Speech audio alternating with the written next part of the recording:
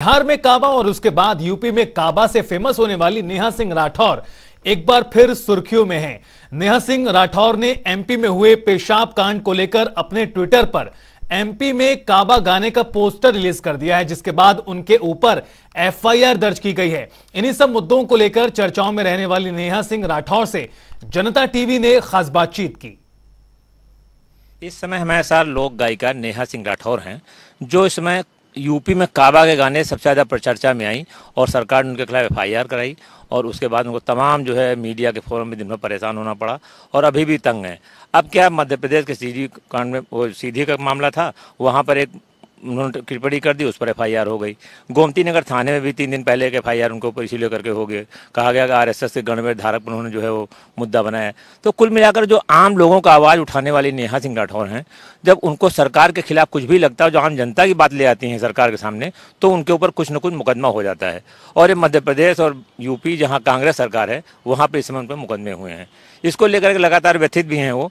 लेकिन मैं उनसे ही जानना चाहूँगा कि यूपी के काबा के बाद अभी जब मध्य प्रदेश का मामला आया, तो इससे क्या है और क्या पूरा प्रकरण महसूस करती हैं आप? जी नहीं, देखिए, यूपी में काबा जब गया था तब भी ये हुआ था, नोटिस वगैरह भेजना भी। एमपी में काबा जो ट्वीट किया है मैंने, वो गाना भी आया नहीं है, बस मैंने उसमें लिखा है एमपी में काबा कमिंग सून, और उसको लेकर के मेरे खिलाफ सीधी के हबीबगंज थाने में एफआईआर दर्ज कर दिया गया है। और ये कह करके कि मैंने आरएसएस के गणवेश को डिफेम करने की कोशिश की है। इस पे मेरा कहना यह है कि आपको किस एंगल से वो आरएसएस का गणवेश लग रहा है। ये तो चोर की दाढ़ी में तिनका वाली बात हो गई भाई, कि आप अपनी सहूलियत से उसमें निकाल रहे हो कि नहीं। हमको तो ये देख करके लग रहा है।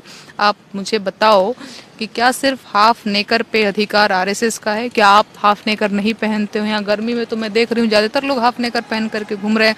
क्या व्हाइट शर्ट पे सिर्फ आरएसएस का अधिकार है? देखिए, अभी आपने भी व्हाइट शर्ट पहन रखा है, तो हम कह दें नहीं तुम भाई ये आरएसएस का ड्रेस है। अरे भाई, इस तरीके का ड्रेस कोई भी पहन सकता है। और क्या आरएसएस के लोग शर्ट के ऊपर जनेऊ पहनते हैं? नहीं, जनरली एक सामान्य आदमी जनेऊ कपड़े के नीचे ही डालता है। मैंने वो एक प्रतीकात्मक फोटो शेयर की है, जिसमें मैंने ये दिखाने की कोशिश की है कि जो व्यक्ति एक आदिवासी के सिर पे पेशाब कर रहा है, वो एक विक्षिप्त व्यक्ति है, वो मानसिक संतुलन खोया हुआ व्यक्ति है। कोई भी सामान्य व्यक्ति इस तरीके का घृणित हरकत नहीं करेगा। तो ये मैंने दिखाने की कोशिश की है, पर वो कार्टून तो एक बहाना है। मेन रीजन ये है कि एमपी में काबा आने वाला है। ऐसा एमपी में काबा में क्या आपने लिख दिया कि जो ये लोग जो है अचानक आपके एफआईआर करा दिए और व्यथित हो गए कि हाँ, जो एमपी में काबा से नेहा सिंह के राठौर से यूपी में काबा जैसा ही एमपी में काबा आ जाएगा? वही तो मैं कह रही हूँ कि इनको थोड़ा धैर्य रखने की जरूरत है। क्या पता, आपने सुना ही नहीं। वही तो मैं कह रही हूँ कि क्या पता तारीफ लिखा है कि आलोचना लिखा है। थोड़ा धैर्य तो रखो भैया, थोड़ा धैर्य रखो। तो दूसरा मैं कह रहा हूँ, हर बार जो है आप आम जनता की बात उठाती हैं लगातार। मैंने देखा है, जो आप मैंने सुना है आपके लोकगीत, तो उसमें ज़्यादातर आम लोगों को दर्द होता है। ये कोरोना पीरियड में भी आपका वो जो हुआ था, जो आपने उठाया सारा मामला, उस समय भी है। तो ऐसा क्यों नेहा सिंह राठौर के खिलाफ ऐसा क्यों होता हर बार में? यही सवाल मेरा भी है सरकारों से कि भाई बहुत सारे लोग इस तरीके की मतलब खुलेआम बयानबाजी करते रहते हैं हिंदू मुसलमान को लेकर के, तलवार वलवार लेकर के कि काट दूंगा मार दूंगा, पर उनके खिलाफ कोई एफआईआर नहीं होता, उनके खिलाफ कोई लीगल एक्शन नहीं होता है। पता नहीं मेरे खिलाफ क्यों हो जाता है। यही सवाल मेरा भी है कि भाई क्यों कर रहे हो ऐसा। मुझे लगता है सिर्फ इसलिए ताकि ये लड़की जो है अपना क्रिएटिव काम रोक करके कोर्ट कचहरी थाना के चक्कर लगाए फिरे और क्रिएटिव काम ना कर सके। यही रीजन होगा। एक और है, जब भी जो है ज्योति मौर्य जो एसडीएम है, उनका जो बहुत बड़ा मामला चल रहा है पूरे यूपी में और सोशल मीडिया पे सबसे ज्यादा वो वायरल है। और उनके पति आरोप लगा रहे हैं ज्योति मौर्य दूसरे के साथ लव मैरिज कर ली हैं या कर रही हैं। तो ऐसे मामले में तमाम लोग लव मैरिज होना कोई गुनाह नहीं है। और तमाम अफसरों को भी मैंने देखा है, तमाम नेताओं को कुछ मैंने देखा जो मेरे व्यक्तिगत परिचित में, उनका नाम नहीं लेना चाहता हूँ, कि वो पहले उन्होंने दूसरी शादी की, गाँव में थे, उसके बाद में जब अफसर बन गए तो उन्होंने यहाँ शहर में दूसरी में शादी कर ली। तो लेकिन उनके नाम सामने नहीं आते। आखिर ऐसा ज्योति मौर्य का और उनका सफाई कर्मी पति को लेकर के, को आपने भी लिखा था उस पर, तो उस पर भी बहुत चर्चा में आ पाई और आप खिलाफ लोगों ने भी लिखना शुरू कर दिया। तो इस पर क्या कहना है? देखिए, सॉफ्ट टारगेट महिलाएं और लड़कियां ही होती हैं। दूसरी चीज क्या है कि एक तुलसी राम लेखक हैं, मुरदहिया के लेखक हैं, वो आजमगढ़ के ही हैं। तो उनका एक लड़की से शादी हुआ, उनका नाम राधा था। और फिर इसके बाद वो पढ़ाई लिखाई के लिए गए जेएनयू में वो जर्मन भाषा के प्रोफेसर बन गए और वहाँ पे किसी लड़की के साथ उनका अफेयर चला, बिया हुआ भी कर लिया, इधर उनको पता ही नहीं था। भाई तुलसी राम जैसे लोग भी तो हैं, आपने कभी चर्चा क्यों नहीं की तुलसी राम की? उन्होंने भी तो राधा को चीट किया। दूसरी चीज, ज्योति मौर्य का जिस व्यक्ति के साथ अफेयर है उनका नाम मनीष दुबे है और वो खुद भी शादीशुदा हैं, वो भी तो अपनी पत्नी को चीट करके ज्योति मौर्य के साथ अफेयर चला रहे हैं। तो मनीष दुबे की चर्चा क्यों नहीं हो रही है? मनीष दुबे सही कर रहे हैं क्या? यही तो मैं कह रही हूँ कि ज्योति मौर्य की टांग खिंचाई कर रहे हैं लोग, उनके चरित्र का हनन कर रहे हैं। और जो पति अपनी पत्नियों को धोखा क्यों ना कि दबाया वही जाता है हमारे समाज में जो कमजोर है। अभी देख लीजिए ना, हम लोगों को भी देख लीजिए, जाति के आधार पे भी अब है ना, विधायक प्रतिनिधि कपार पे चढ़ करके पेशाब कर रहा है आदिवासी के, तो दबाया वही जाता है जो कमजोर है।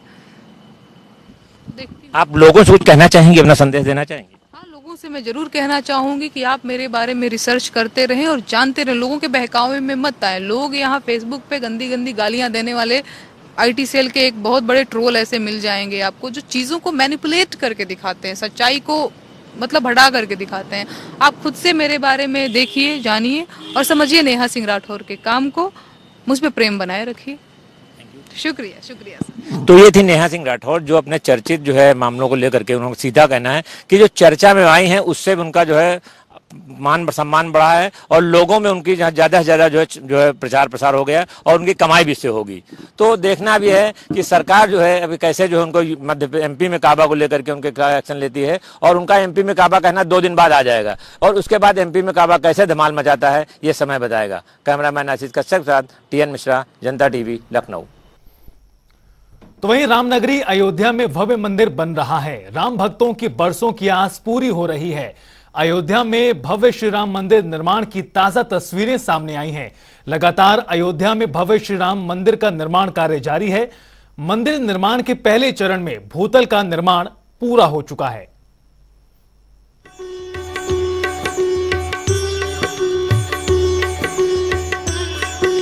अयोध्या में राम मंदिर अब आकार लेने लगा है। राम भक्तों को जिसका इंतजार वर्षों से था, वो सपना जल्द पूरा होने वाला है। अवधपुरी ममपुरी सुहावन, उत्तर दिशा बहे सरयू पावन। ये सरयू पथ और ये पावन पे ये रामलला का मंदिर बन रहा है, जो हर हिंदू, हर राम भक्त, हर कार सेवक ये प्रवेश द्वार है। सपना था तो ये सपना पूरा हो रहा है। ये मैं दिखा रहा हूँ, ये प्रवेश द्वार है और इसी से एंट्री की जा रही है। ये एंट्री पॉइंट है, ये गेट है। राम मंदिर के भव्य गर्भगृह में जनवरी 2024 में रामलला की प्राण प्रतिष्ठा की जानी है। 161 फीट ऊंचा राम मंदिर 3 मंजिला होगा। राम मंदिर के भूतल का काम पूरा होने के बाद अब प्रथम तल के भी निर्माण का काम शुरू हो चुका है। प्रथम तल के स्तंभ स्थापित किए जा रहे हैं, इन्हें एक दूसरे से जोड़ा जा रहा है। प्रथम तल पर ही राम दरबार की स्थापना की जानी है। यहाँ रामलला चारों भाइयों व हनुमान जी के साथ विराजमान होंगे। राम दरबार की स्थापना के लिए महापीठ का निर्माण प्रथम तल पर किया जा रहा है। हालांकि अभी भूतल के फर्श का काम बाकी है। प्रथम तल के स्तंभों पर मूर्तियां उकेरने का भी काम तेजी से चल रहा है। ट्रेडिशनल स्टाइल को स्टडी करते हुए जो अपने टेम्पल आर्किटेक्चर के हिसाब से रंग मंडप, ये रंग मंडप है, आगे गुड़ मंडप है, पीछे नित्य मंडप के हिसाब से भगवानों को स्थान देके मूर्तियाकार हो रही है। राम जन्मभूमि परिसर में निर्माणाधीन राम मंदिर की तस्वीरें समय समय पर श्री राम जन्मभूमि तीर्थ क्षेत्र ट्रस्ट की ओर से जारी की गई है। श्री राम जन्मभूमि तीर्थ क्षेत्र ट्रस्ट के सदस्य डॉक्टर अनिल मिश्र का कहना है कि निर्धारित योजना के अनुसार ही राम मंदिर का काम आगे बढ़ रहा है। भूतल की आंतरिक सज्जा के साथ ही प्रथम तल का भी काम शुरू कर दिया गया है। वहीं अनिल जैन ने कहा कि राम मंदिर की विशेषताएं ऐसी है जो दुनिया के किसी और मंदिर में नहीं है। गर्भगृह के बाहर मंडप की नक्काशी की जा रही है। मंदिर के निचले चबूतरे पर राम कथा उकेरी जा रही है।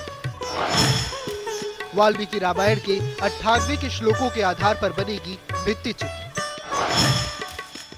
वाल्मीकि रामायण में कुल 24,000 श्लोक हैं। ग्राउंड फ्लोर का काम आप देख ही रहे हैं। सभी बंसी पहाड़पुर के पत्थरों का भूतल का काम पूरा हो चुका है।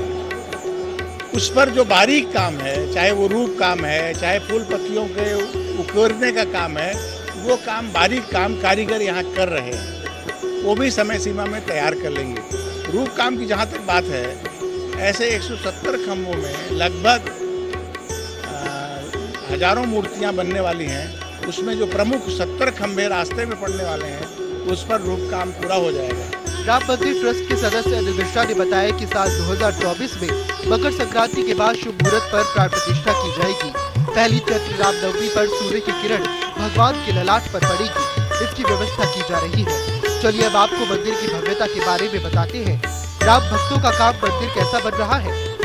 राम मंदिर ऐसा कि दुनिया में कहीं भी इसकी जैसी भव्यता नहीं है। राम मंदिर में करीब 400 खंभे होंगे, जिसमें भूतल में करीब 160 खंभे हैं। प्रथम तल पर 132 खंभे, दूसरे तल पर 72 खंभे। गर्भगृह में लगे हैं व्हाइट मार्बल के 6 खंभे। मंदिर के गर्भगृह में लगे 6 खंभे सफेद संगमरमर के हैं, जबकि बाहरी खंभे पिंक सैंडस्टोन से बनाए गए हैं। 300 से 400 लोग एक साथ रामलला के दर्शन कर सकते हैं। इसमें 46 दरवाजे होंगे, जो सागवान की लकड़ी के बने होंगे। खंभे का निर्माण काफी महीन एवं जटिल काम है, क्योंकि प्रत्येक खंभे पर 14 से 16 मूर्तियां बनाई जा रही है। खंभों पर कुल 3600 मूर्तियों का निर्माण किया जाएगा, जो मंदिर की भव्यता प्रदान करेंगे। मंदिर निर्माण को लेकर राम भक्तों में उत्साह है और राम भक्तों को उस दिन, उस पल, उस क्षण का इंतजार है जब रामलला का भव्य, दिव्य और अलौकिक राम मंदिर बनकर तैयार होगा। तो आने वाले समय में जो मकर संक्रांति के बाद शुभ मुहूर्त होगा, उसमें भगवान की प्राण प्रतिष्ठा देश के प्रधानमंत्री नरेंद्र मोदी द्वारा की जाएगी। वीडियो पर्सन कृष्णा के साथ BS राठी, जनता टीवी, अयोध्या।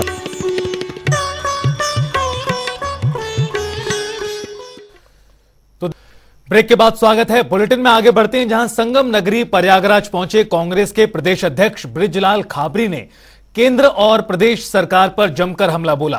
केंद्र पर निशाना साधते हुए कहा कि केंद्र और प्रदेश की सरकारें संविधान की धज्जियां उड़ा रही हैं।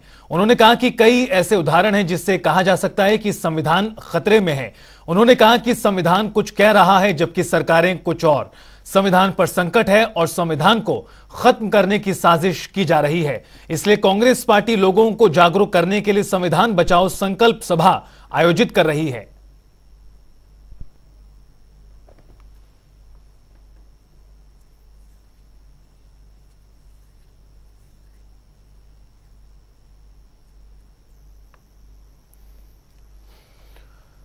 भारत विकास परिषद के 61वां स्थापना दिवस के अवसर पर विचार गोष्ठी का आयोजन किया गया। इस कार्यक्रम में सरोजनी नगर के विधायक राजेश्वर सिंह और लखनऊ यूनिवर्सिटी विश्वविद्यालय के VC आलोक कुमार राय शामिल हुए। इस कार्यक्रम का आयोजन लखनऊ विश्वविद्यालय के मालवीय सभागार में आयोजित किया गया।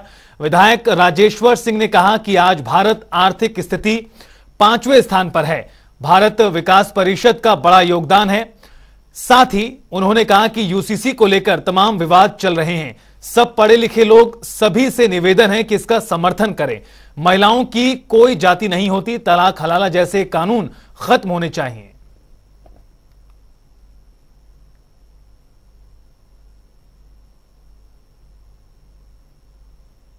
के कारण है कि आज हिंदुस्तान विश्व की 5वीं सबसे बड़ी अर्थव्यवस्था बन गया है। जितने लोग आप लोग बैठे हैं, आपके योगदान के कारण है कि हम 1947 से आज 2023 में कहाँ पहुँच चुके हैं। जब देश हमारा आज़ाद हुआ था, हिंदुस्तान कहाँ पे था?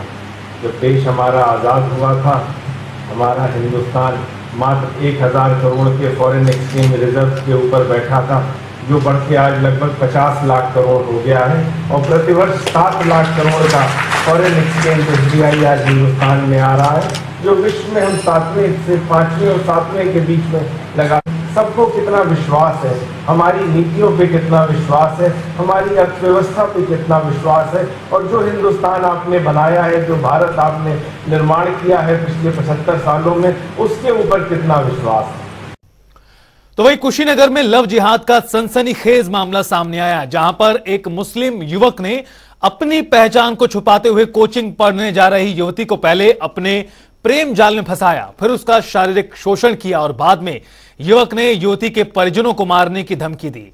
युवती के परिजनों ने शिकायत स्थानीय पुलिस से की तो आरोपी पक्ष के दबाव में आकर पुलिस ने दोनों पक्षों में सुलह समझौता करा दिया। आरोपी युवक ने युवती का अपहरण कर नेपाल ले जाकर अमन और उसके 4 दोस्तों ने उसके साथ सामूहिक दुष्कर्म किया और फिर उसे एक कोठे पर बेच दिया गया और अब मामले की कार्रवाई कुशीनगर पुलिस कर रही है।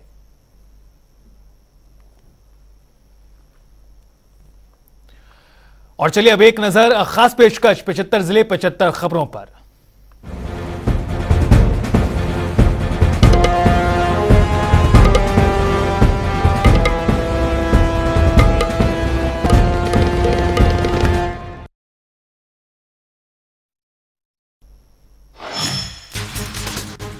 फतेहपुर में कार और पिकअप में भिड़ंत, हादसे में 7 लोग घायल, 2 की हालत गंभीर। पीएचसी से जिला अस्पताल किया गया भर्ती। प्रतापगढ़ में टैंकर ने सवारियों से भरे टेम्पो को रौंदा, 8 की मौत, 7 घायल। लीलापुर थाने का मोहनगंज की घटना। सहारनपुर में भारी बारिश से बने बाढ़ के हालात, रेलवे ट्रेन पर पानी भरने से 12 गाड़ियां निरस्त, मामले में प्रशासन अलर्ट। फर्रुखाबाद में मोबाइल टावर के कर्मचारियों की लापरवाही सामने आई, 5 मासूमों को लगा करंट, उपचार के लिए अस्पताल में कराया गया भर्ती। कन्नौज में इत्र व्यापारी के घर में हुई डकैती का खुलासा, पुलिस ने 5 डकैतों को किया गिरफ्तार। बदमाशों के कब्जे से 5 लाख रुपए और रिवॉल्वर भी हुई बरामद। लखीमपुर खीरी में किराना व्यापारी पर चली गोली, अस्पताल में कराया गया एडमिट, मामले की जांच कर रही है पुलिस।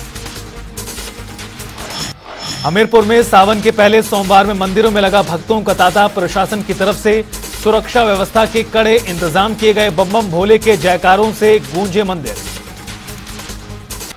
मुरादाबाद में बारिश के कारण रेलवे ट्रैक हुआ जलमग्न, ट्रेन की शॉर्ट टर्मिनेट से यात्रियों को हुई परेशानी, जांच में जुटा है प्रशासन। फतेहपुर में खराब सड़क को लेकर ग्रामीणों का अनोखा प्रदर्शन, सड़क पर जमे पानी में की धान की रोपाई। ग्रामीणों ने सांसद और विधायक मुर्दाबाद के नारे लगाए। बाराबंकी में ग्रामीणों ने किया पावर हाउस का घेराव, प्रशासन के खिलाफ जमकर नारेबाजी। ग्रामीणों ने लगातार हो रही बिजली कटौती को लेकर किया प्रदर्शन। उन्नाव में पति ने की पत्नी की बेरहमी से हत्या, घरेलू कलह के चलते पत्नी पर किया चाकुओं से वार, पुलिस कर रही है मामले की छानबीन। अलीगढ़ में बारिश ने मचाई तबाही, भारी बारिश ने से भरभराकर गिरा मकान, पुलिस का रेस्क्यू ऑपरेशन। ललितपुर में चाकू की नोक पर बदमाशों ने की लूट, सेल्समैन से लूटे 3000 रुपए, पीड़ित ने मामले में कार्रवाई की मांग की।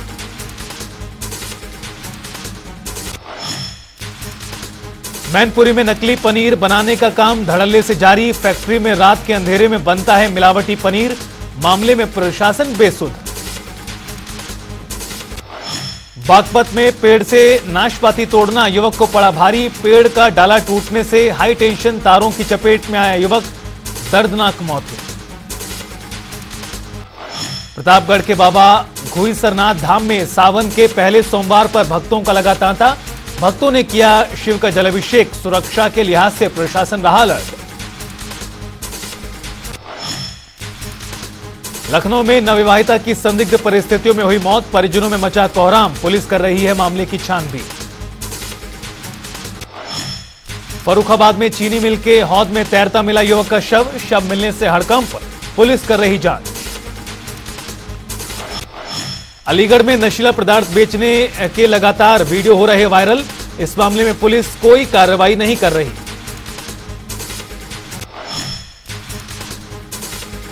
मुजफ्फरनगर में 3 युवकों ने अपशब्द कहकर धार्मिक भावनाएं आहत करने का किया प्रयास, वीडियो वायरल, हो रही गिरफ्तारी की मांग। फतेहपुर में राजेश कुमार सिंह को बनाया गया एटा जनपद के वरिष्ठ पुलिस अधीक्षक, उदय शंकर सिंह को फतेहपुर पुलिस अधीक्षक बनाया गया।